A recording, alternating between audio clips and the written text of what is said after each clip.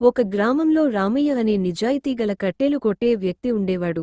ఈరోజు బాగా కష్టపడి కట్టెలు కొట్టి నా కుటుంబాన్ని పోషించాలి. ఒకరోజు రామయ్య నది ఒడ్డున చెట్టు నరుకుతుండగా అతని గొడ్డలి జారి నదిలో పడిపోయింది. అయ్యో, నా ఇనుప గొడ్డలి నదిలో పడిపోయింది. ఇప్పుడు నేను ఎలా పని చేస్తాను? రామయ్య బాధపడుతూ కూర్చున్నాడు. అప్పుడు ఒక దేవత ప్రత్యక్షమైంది.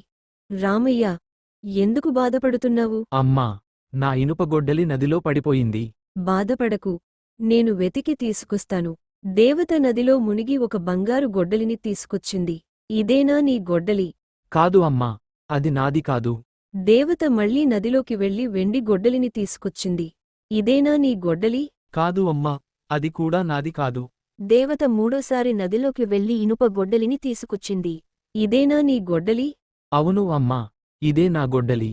నీ నిజాయితీ నాకు చాలా నచ్చింది. ఈ బంగారు, వెండి గొడ్డళ్లను కూడా నీకే బహుమతిగా ఇస్తాను. ధన్యవాదాలు అమ్మా. నిజాయితీకి ఎప్పుడూ మంచి ఫలితం ఉంటుంది.